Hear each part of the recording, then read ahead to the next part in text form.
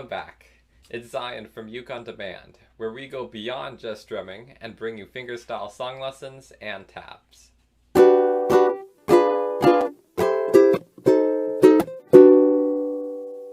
So before we get started on this lesson, I just want to give a huge special thank you to feedspot.com for featuring this YouTube channel, Uke on Demand, in their top 25 ukulele YouTube channels to subscribe to for 2020. So again, thank you, FeedSpot. You can check out their website here, and you can also check out the link to the list right over here. All right, so now let's get into the lesson. So 10,000 reasons, there's really two ways you can play this. There's the easy version, which is kind of like the beginning 3/4 of the song. And then there's also, you know, the more difficult version, which is kind of like that last little chorus there at the end. Either way is fine. If you want to keep the whole song easy, you can just repeat those first 3 bars of the song again at the end. Or if you want to make it harder, you can take the ending and play it at the beginning. Well, let's get started. So the beginning of this song goes like this. To play that part, you're going to start with your index finger on the 2nd fret of the A string, and as soon as you're done picking that, you're going to go with your ring finger to the 5th fret of the A, and then you're going to go into a G chord shape, but it's going to be up starting at the 7th fret, so it's actually a C chord. So doing that together, index finger on the 2nd fret of the A, ring finger to the 5th fret, and then into a G chord shape, but it's actually a C chord because you're playing it up at the 7th fret. So it's middle finger on the 7th fret of the A, ring finger on the 8th fret of the E, index finger on the 7th fret of the C, and open G string. And strum that once. So those 3 notes one more time.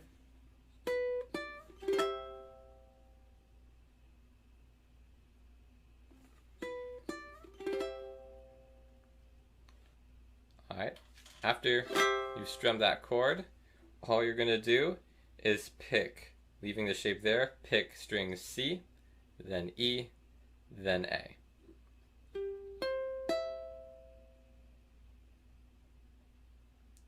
Then after that, slide down to the 5th fret of the A string, pick that once, and notice you want to keep this G chord shape in position the whole time. So when you slide down to the 5th fret, you want to leave that there because we're about to go into a regular G chord. So you won't have to remake the shape again if you just leave it on the fretboard. So after we strum, then pick C, E, A, slide to the 5th fret, and that way the middle finger is right there on that 5th fret of the A. And then into a G chord.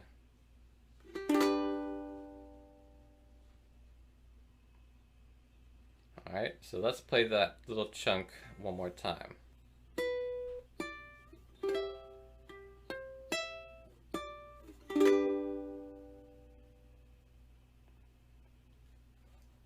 Moving on. So after we've strummed that G chord, we're going to leave it there and pick C, E, and C. So C string, E string, C string.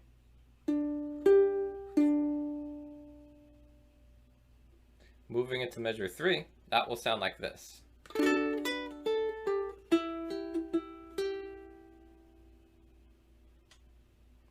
you're going to begin with that D chord, which looks like this. You're going to have middle finger on the 2nd fret of the G, ring finger on the 2nd fret of the C, and pinky on the 2nd fret of the E string. Strum that once. And instead of, you see the next note is the 2nd fret of the A.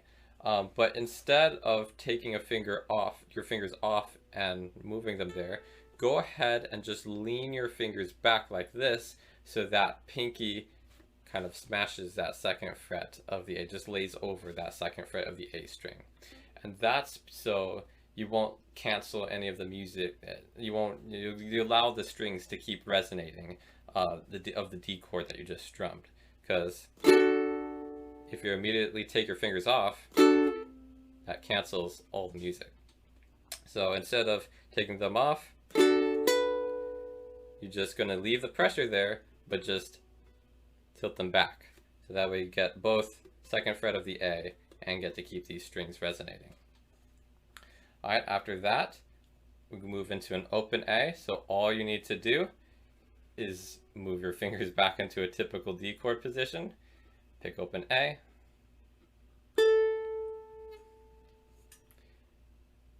next note, 3rd fret E.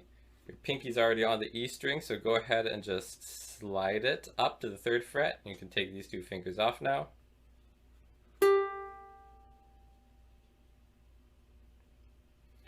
Alright, and then the next note, it's actually the same note twice. It's open E and the 4th fret of C, which is just another E. So you pick those 2 together with your ring finger on the 4th fret of C.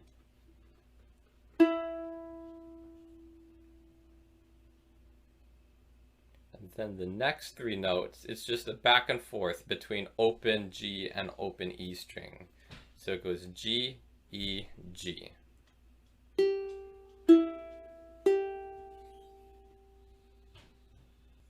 So that's the entirety of bar 1.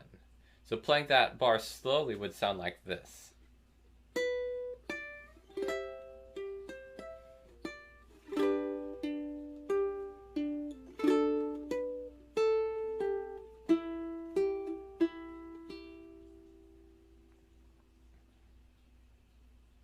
Moving into bar 2, I'm going to start out with two open strings, open C and open E. So pick those together.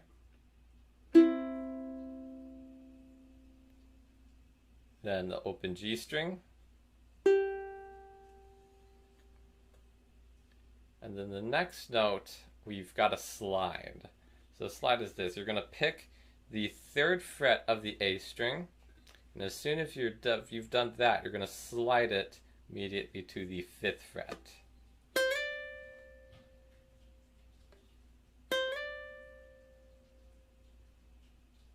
After you've done that, immediately into a G chord.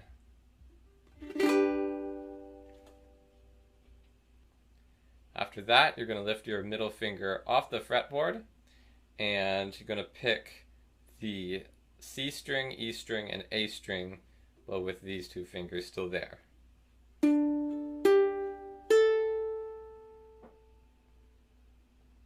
Alright, measure 5 is nice and easy. You're just going to strum a D suspended twice, but in between you're going to pick the 2nd fret of the C, which you're already there.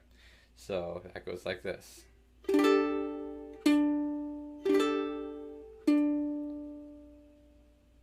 then into a regular D chord. So playing those 2 measures together slowly would go like this.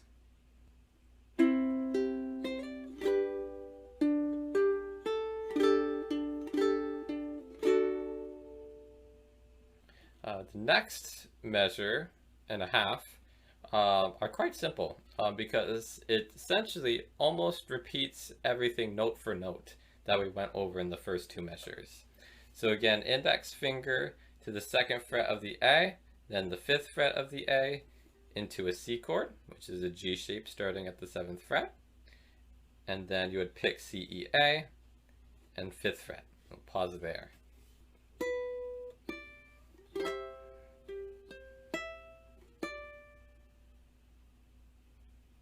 So we'd already gone over how to cover that, how to play that part. Now, instead of going to a G chord from this position, we're going to go into an E minor. And E minor looks like this. You're going to start off with the index finger on the 2nd fret of the A string, middle finger on the 3rd fret of the E string, and ring finger on the 4th fret of the C string. And it kind of looks like stairs. That's how I usually describe it to my students. So if you ever need help remembering E minor, just think of stairs. second, third, and fourth.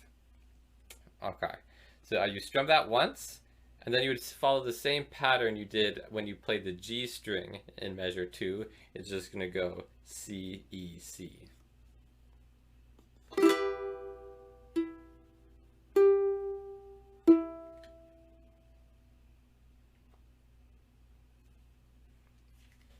So measure the end of measure 5 and measure 6 put together.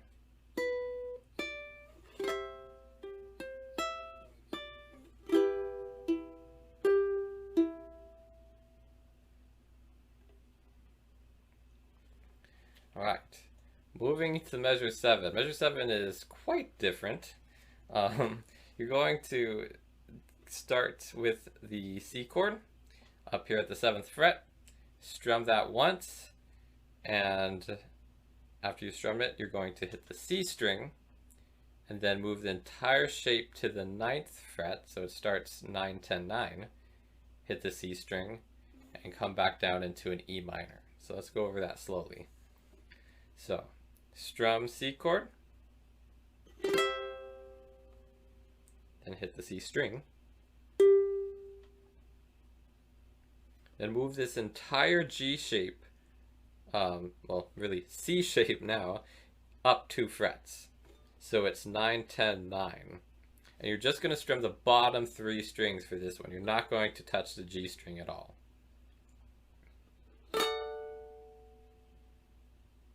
And then again, oh, and this is a D chord. And then after you strum it, you're going to hit the 9th fret of the C, which is where your index finger is. And then all the way back down to an E minor. And you're going to strum E minor and leave the chord there, pick string C, then E.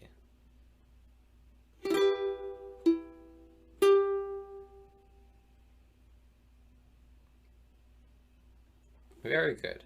So let's put that sort of the last half of what we've just learned together.